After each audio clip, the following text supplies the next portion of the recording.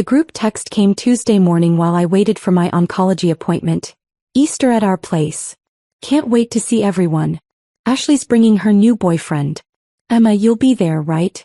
I stared at my phone, sitting in the waiting room of Memorial Cancer Center, my port access still bandaged from yesterday's chemotherapy infusion. Easter was 3 weeks away. My next chemo round was scheduled for the day before Easter. I'd be violently ill, unable to eat, barely able to stand. I typed back, I have treatment the day before. Probably won't be up for it. My mother's response came immediately. Emma, you can't keep missing family events. It's just a little treatment. Take some Tylenol and come anyway. Just a little treatment. Stage 3 breast cancer at 32. 8 rounds of aggressive chemotherapy, a double mastectomy scheduled for May, then radiation. But your mom. Just a little treatment. I was the oldest of 3 siblings. Ashley, 28, was the golden child. Marketing manager, Instagram influencer with 100,000 followers. Recently engaged to a corporate lawyer. Jake, 26, was the favorite son. MBA graduate, junior partner at our father's investment firm. Then there was me. Software engineer who'd worked from home for 8 years. Building financial modeling systems for Fortune 500 companies. I made more money than both siblings combined, but they didn't know that. They thought I did computer stuff from my apartment.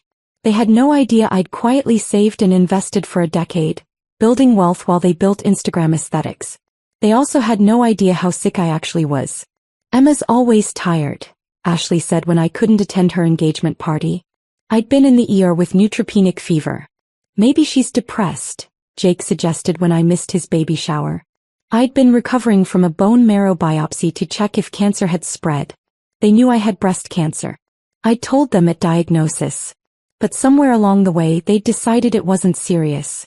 Breast cancer is very treatable now, my father said dismissively. My golf buddy's wife had it. She was back to normal in a month. Emma's fine, Ashley told relatives. She's just milking the cancer thing for attention.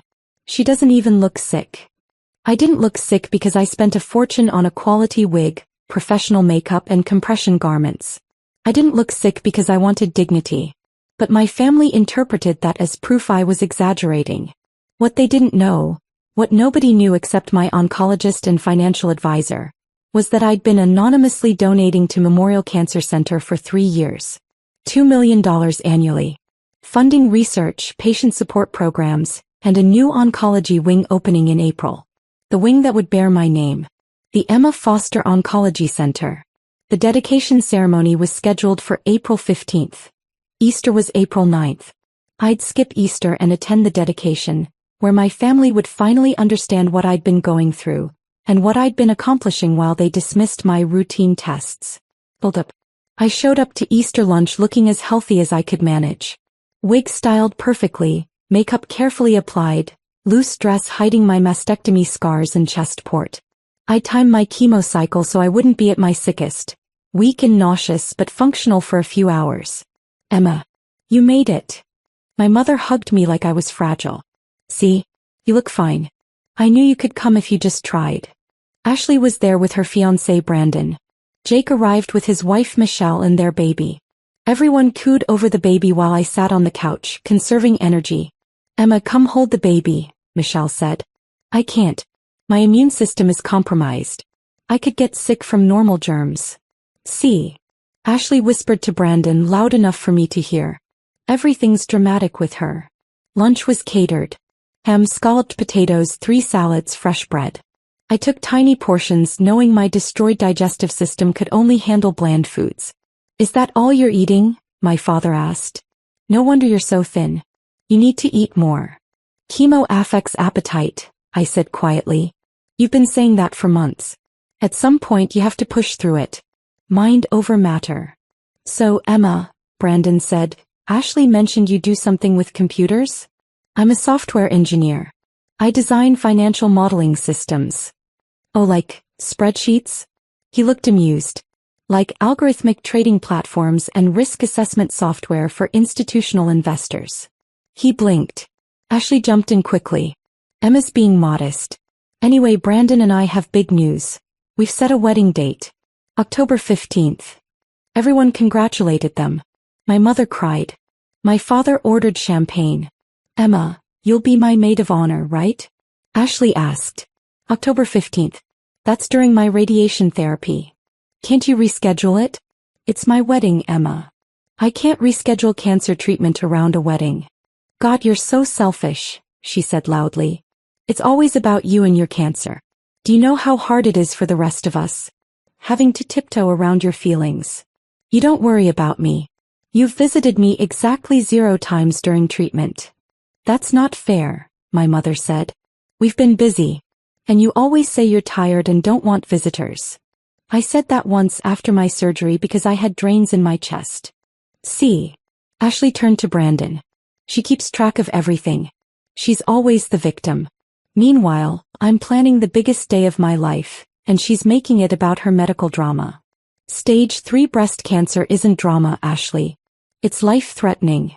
Breast cancer is super treatable now, Jake said. You're going to be fine. You don't have to make it your whole personality. Let's not ruin Easter with this, my father said firmly.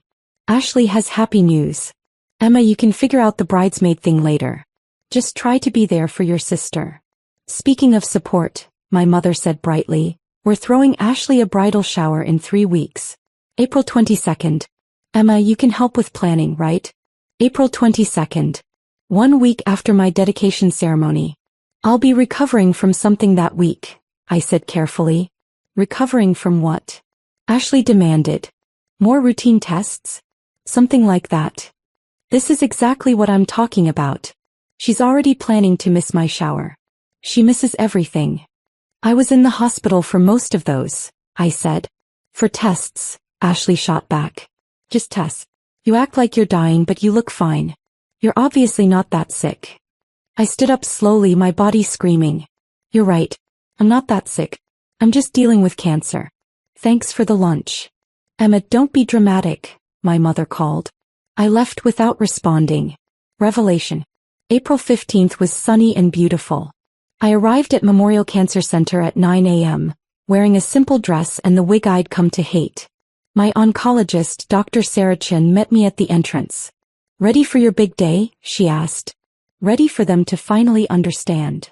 The new oncology wing was stunning. 3 floors of treatment rooms, research labs, patient support spaces, and a meditation garden on the roof.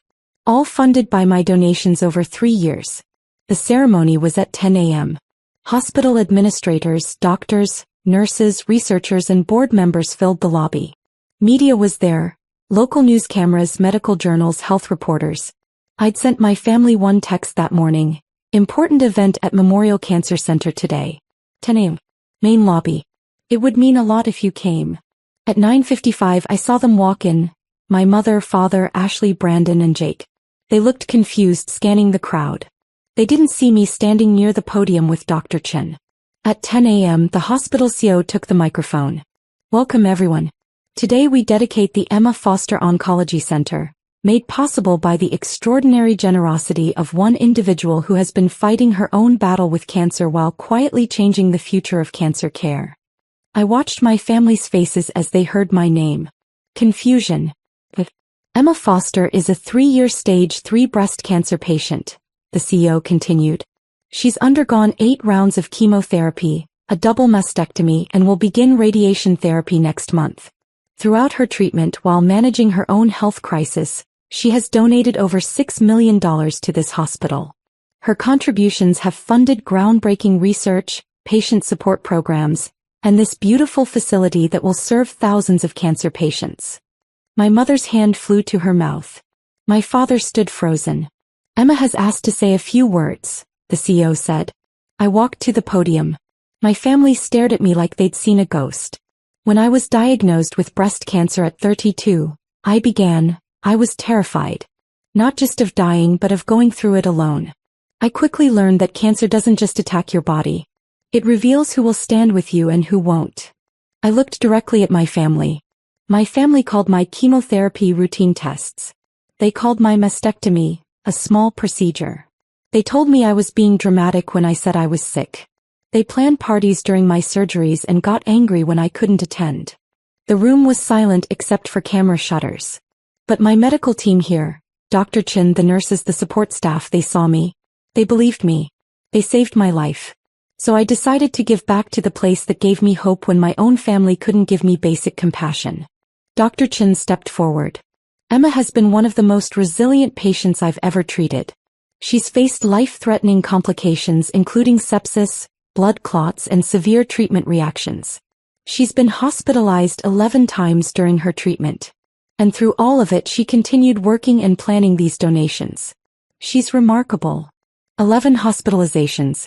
My family had visited exactly 0 times.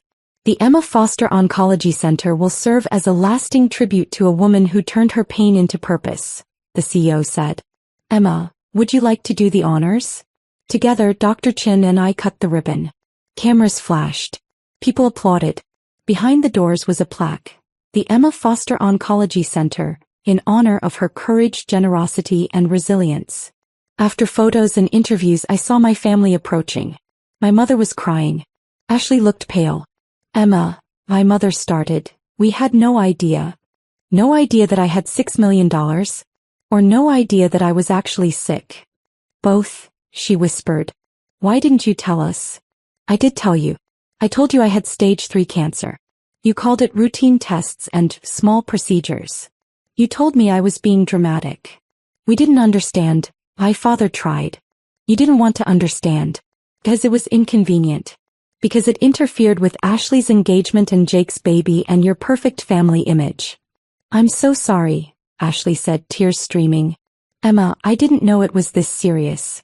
I looked fine because I spent thousands on wigs and makeup to hide how sick I was. Because you made it clear that looking sick wasn't acceptable. Can we talk privately? My mother begged, looking at the reporters. Why? You publicly dismissed my illness dozens of times. Why should I protect you now? Dr. Chin touched my arm. Emma, we have more press waiting. I looked at my family one last time. I survived cancer despite you, not because of you. This building will help thousands of patients who don't have support at home. Maybe some will see my name and know they're not alone. Emma, please. My mother reached for me. I stepped back. I have interviews to finish. You can see yourselves out. Resolution. The story went viral within hours. Cancer patient donates $6 million while family calls her dramatic, ran in national news. My family's dismissal became a case study in medical gaslighting. Ashley's Instagram was flooded with criticism. My father's business partners questioned his judgment. My mother called 17 times that night. I didn't answer. Ashley sent apologetic texts. I didn't respond. Jake emailed about clearing up the misunderstanding for the family's reputation. I blocked him. Dr. Chin called the next morning. The hospital wants to support you. We've had 3 other patients come forward saying their families dismissed their cancer too. They want to start a support group. Would you speak to them? Yes. Absolutely. The support group met weekly in the new oncology center. 12 patients whose families called them dramatic or attention-seeking. We shared stories, cried together, and built the support network our families should have provided. My radiation therapy started in June. The nursing staff brought me tea and sat with me when fatigue became overwhelming. They celebrated when I rang the bell after my final treatment in August. My family wasn't there for the bell ringing. But 30 patients from my support group were. They cheered and held signs that said, Emma Strong, and Cancer Survivor. Ashley got married in October. I wasn't invited. My name had been removed from the wedding party in April. A distant cousin said only 50 people attended. Most family had quietly distanced themselves after the news coverage. My 1-year cancer-free scan came back clear in November. Dr. Chin cried when she told me, You did it, Emma. You're going to be okay. I stood on the roof garden of the Emma Foster Oncology Center that afternoon. My port had been removed. My hair was growing back. My body was scarred but healing. My phone buzzed. A text from my mother. Can we please talk? It's been 8 months. Your family. I typed back. Family shows up during surgery, not after the news cameras leave. I had cancer and you weren't there. I survived cancer and I don't need you now. I blocked the number. A young woman approached me, thin, bald, wearing a hospital bracelet. Are you Emma Foster? Yes. I just started treatment today. Triple-negative breast cancer. I'm 28. My family said I'm too young to have real cancer. They told me not to be dramatic. Tears streamed down her face. But then I saw your name on the building. And I realized, I'm not crazy. I hugged her while she cried. You're not crazy. You're sick and that's not your fault. And you're going to survive this. Will they ever understand? Maybe. But you can't wait for them to understand before you start fighting. Fight for yourself. Get through treatment. Survive. And when you're on the other side, you build a life with people who believed you all along. She nodded, wiping her tears. Thank you. For showing us it's possible. It's possible, I promised. It's hard. It's brutal. But it's possible. She left and I stayed on the roof garden, watching the sunset